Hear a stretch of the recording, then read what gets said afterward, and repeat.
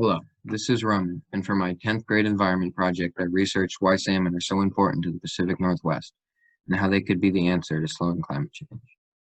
Why I chose this project.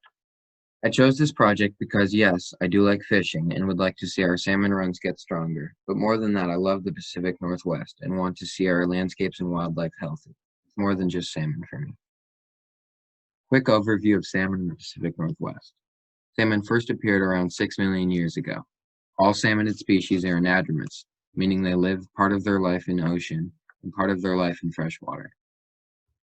There are 5 main types of Pacific salmon: Chinook, coho, sockeye, pink, and chum.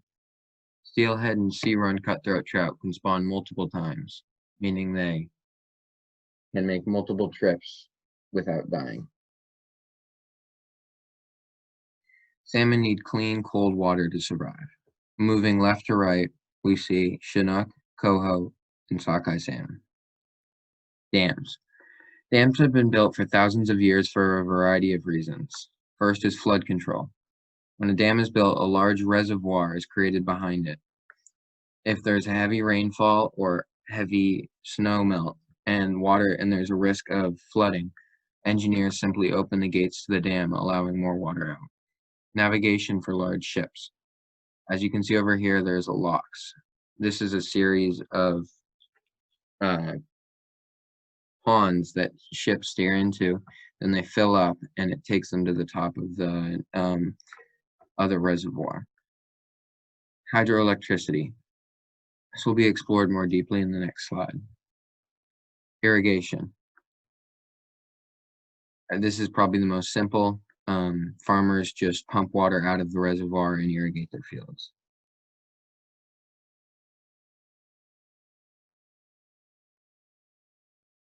What a hydroelectric facility looks like.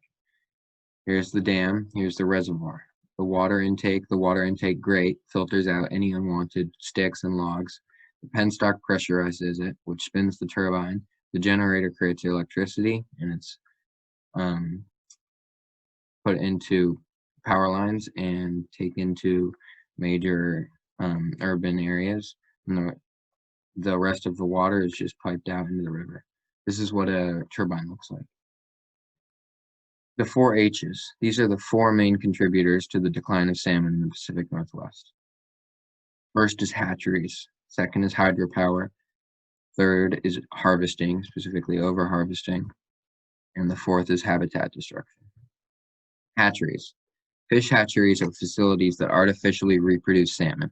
They will take salmon roe, fertilize it, then grow smolt in holding ponds by the thousands. Sounds helpful, right? Well, at first it was, until the wild run of salmon started interbreeding with the hatchery fish. This caused mutations because the hatchery fish's genes were not as pure. Hatchery fish also generally die off fairly quickly because they have been raised on food pellets instead of having to forage for food.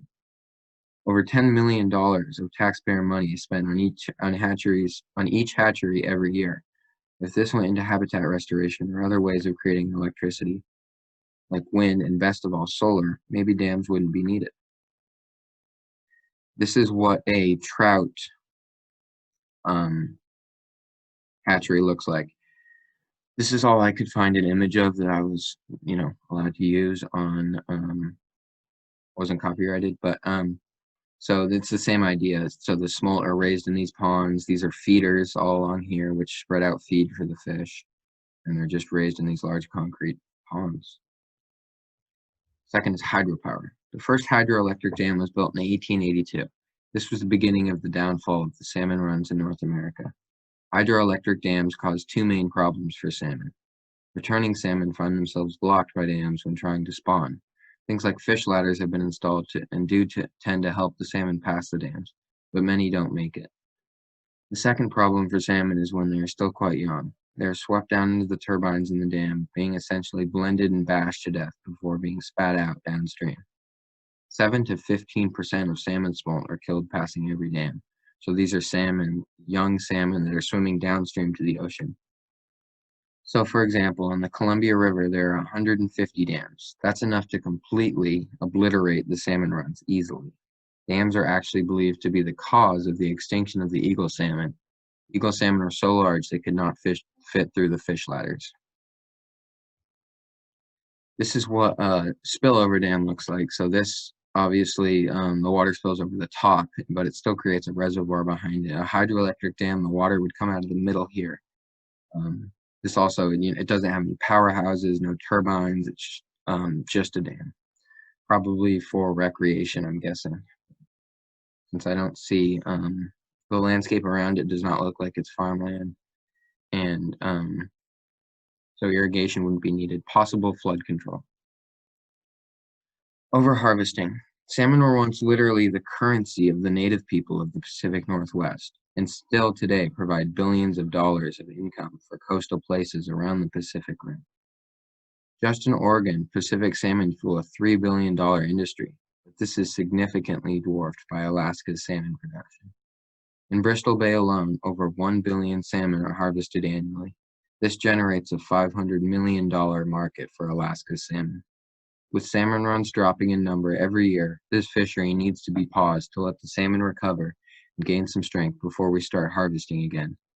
Now, you may think I'm a hypocrite for saying that salmon harvesting should be stopped because I'm a salmon fisherman, but in fact, recreational anglers only harvest about 3% of Oregon's salmon.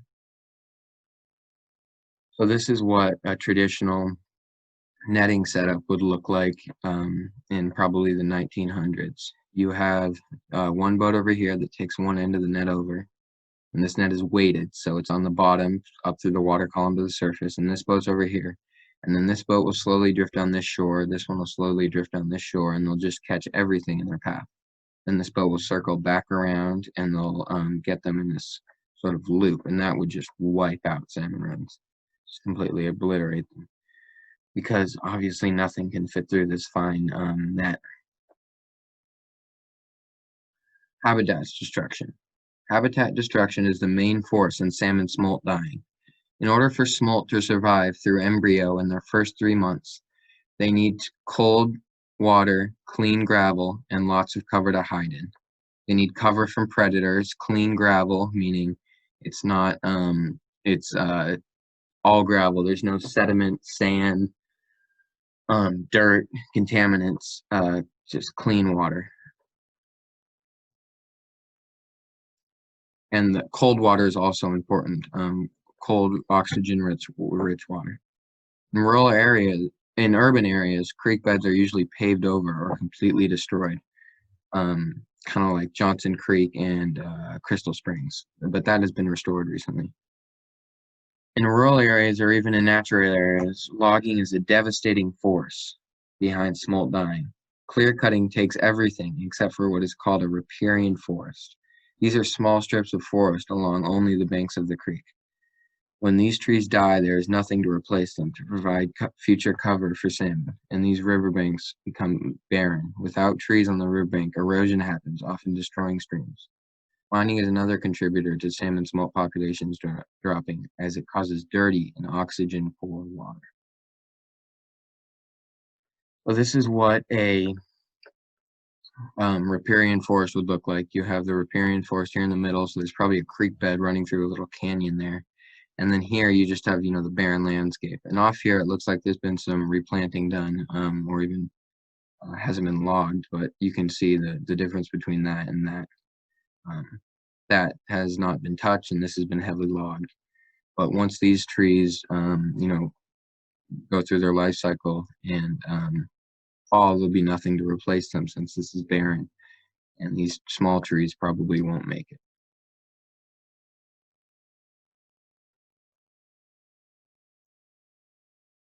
The salmon give to the trees give to the salmon give back to the trees. So this is just essentially saying that salmon, when they're coming upstream, they bring all these nutrients from the ocean, all this rich nutrients that they carry in their in oils and in their fatty meat, and they bring this to the trees, and the trees just love that. They soak it up, and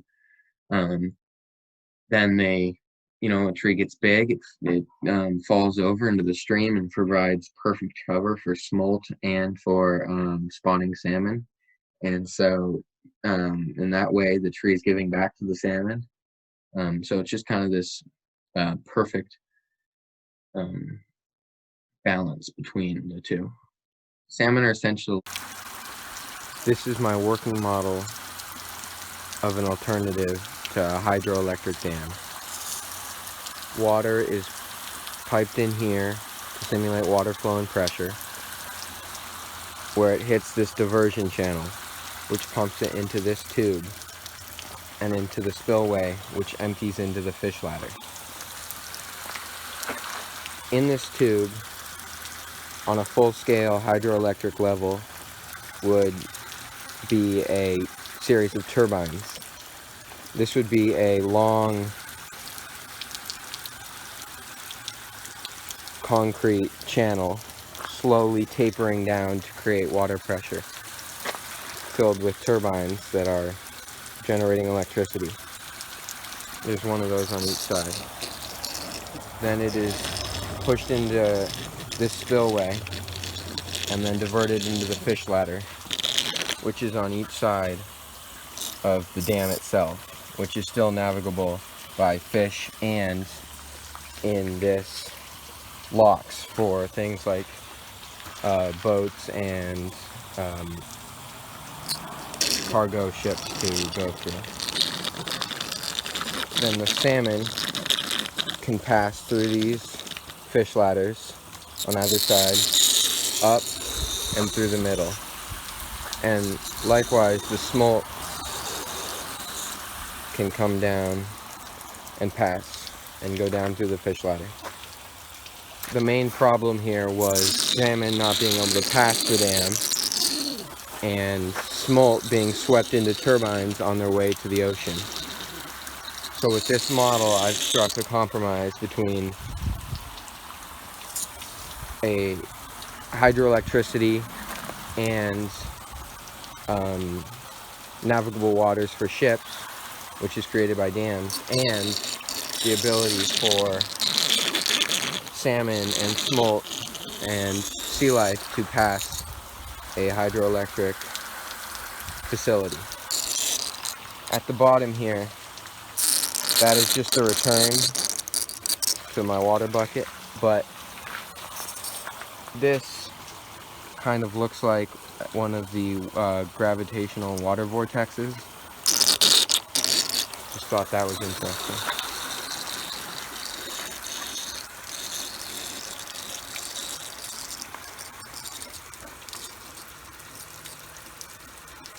We need to generate at least as much hydropower as Bonneville Dam. Now this is actually Bonneville Dam right here. Over here you have the locks.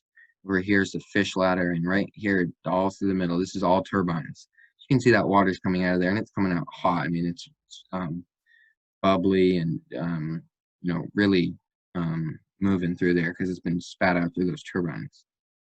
In order for my solution to compete with a facility like Bonneville, it would need 20 turbines that would generate 5 billion kilowatts of electricity each year. This could supply over 500,000 homes. So Bonneville Dam at the moment supplies around 500,000 homes with electricity. Now, like I said, if I doubled, tripled, quadrupled the electrical capacity of a powerhouse like this, I could be, you know, it could be extremely successful. It could power, you know, millions of homes potentially. My solution: pros: saves salmon, allows access for ships, allows for flood control, still generates electricity. Cons: does not completely eliminate problem. There's still a chance smolt could be swept into the turbines through the diversion tubes. Expensive to redesign. So one of the, actually, this is a pro and a con. One of the big things for designers is they wouldn't like the expensive remodel, or, you know, tearing down a dam just to rebuild a different type of dam. That's just, you know, this isn't a large enough problem in their minds to do that. So you could essentially take the bones of your structure, the dam, the fish ladder, you know, the locks, you could save all that and you just essentially remodel it, and it would bring the cost down, not a lot, but, you know, significantly. The smaller model didn't generate as much electricity, as much pressure as I would like, but this could be simply fixed on a larger level. So that's not really a big deal. The best solution to all of this would be to completely eliminate turbines and dams. All electricity would be solar. So if that $10 million into each hatchery a year. If that went into solar research or putting solar panels on people's homes, something like that, just something simple. If each home was self-dependent on its solar panels, you could just completely eliminate the need for dams. So that was my presentation on why dams are helpful, why they brought us forward, why they are holding us back, why they're contributing in a kind of a distant way to climate change, and why salmon are so important to keeping our to slowing climate change, to keeping our forests healthy.